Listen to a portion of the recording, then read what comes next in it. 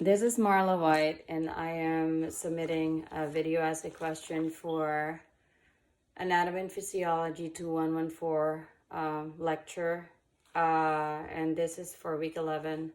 We were asked to do a video essay question for chapter 23, the digestive system, and it's particularly, we were asked to make a drawing of the alimentary canal with its organs and some additional, organs that's within the canal, along with its functions and secretions. So this is how it goes. I'm gonna start with the mouth or the oral cavity, which is right here. The oral cavity is basically where food comes in. And within the oral cavity, we have the salivary glands right there.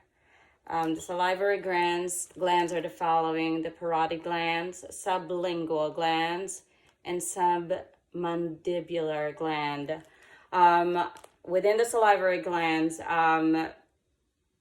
this is where when food comes in through the oral cavity, it's emptied through the openings called, there's ducts within them.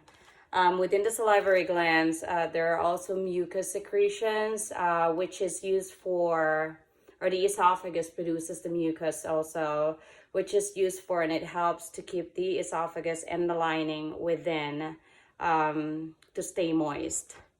Also within the salivary glands, there are enzymes that are also secreted within the salivary glands. And then there's the pharynx. And again, that's the esophagus. That's the esophagus again. In the esophagus, there are mucus secretions, which is used, and it helps to keep the lining inside, internally of the mucus to stay moist.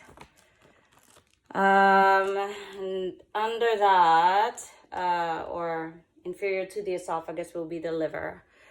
Liver is where biles are produced or secreted.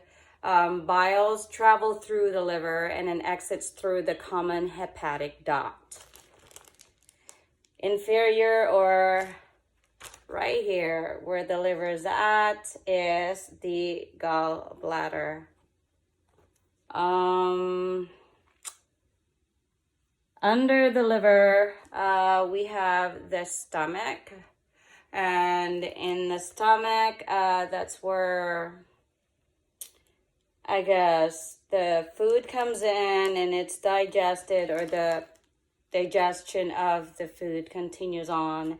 And then the stomach is emptied through the small intestines. And this is the small intestines and the large intestine compact in there. But before I go there, I'm just gonna continue on with what I have on the lineup. This is the pancreas. The pancreas, actually, I'm sorry. Let me go back to the stomach. Within the stomach, we do have gastric secretions, and the gastric secretions that we do have in the stomach, we have 3 phases that occurs. With the gastric secretions, the 3 phases are cephalic, gastric, and intestinal. Other than that, and that all helps with the food digestion. Other than that, there's also hormones that are secreted, and the hormones, some of the hormones are secreted I'm going to mention here, which is very important with digestion, is the gastrin, which the gastrin targets the stomach, small intestine, and large intestine. And then the other one that I'm also going to mention in this video is somatostatin. The somatostatin targets stomach, the pancreas, and the small intestine. So this is the pancreas, by the way. And in the small intestine secretes sucrose, which breaks down sucrose. It also produces digestive enzymes that breaks down carbohydrates, fats, and proteins from foods that we eat. And then those things, once they're digested, they pass on to the large intestine. And the large intestine right here secretes mucus. The large intestine, the mucus aids in lubricating the intestinal contents and facilitates transport of bowel through, and then it empties through the rectum. And then, of course, once it empties through the rectum, it eventually, the elimination process of feces happens. And again, right there, and that's the anus right there. The other things that was instructed for us to do in this video is the additional parts or organs that are labeled, and we're supposed to discuss the function. So I'm going to start right now. We were asked to add the salivary gland, the pancreas, and the liver. Again, there's the salivary glands with the parotid glands, sublingual glands, and submandibular glands. And then we have the pancreas right there, and then the liver. So the salivary gland, it produces between, this is the function, 0.5 to 1.5 liters of saliva daily. It facilitates, or it helps facilitating mastication, swallowing speech, lubricating the oral mucosa, providing aqueous medium for taste perception. And another function of the salivary gland is it also participates in the digestion of triglycerides and starches by secreting lipases and amylases. And then the pancreas right here.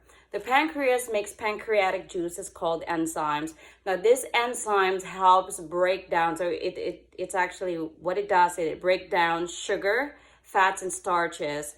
And it also helps with digestions by making hormones. And just like what I've said, some of the hormones that I mentioned within this video, those hormones are used, again, like the hormones that were within the pancreas, they're used as chemical messengers that travels through the blood. And then last but not the least would be the liver. The liver produces bile. Bile is very important. Bile is a chemical that helps turn fats into energy that our body uses. Bile is necessary for the digestive process, very important. The liver also produces albumin, and it processes the blood and breaks down balances and create nutrients. Obviously, nutrients is very important for our body to keep our homeostasis, to stay healthy, keep our body balanced, metabolism, all that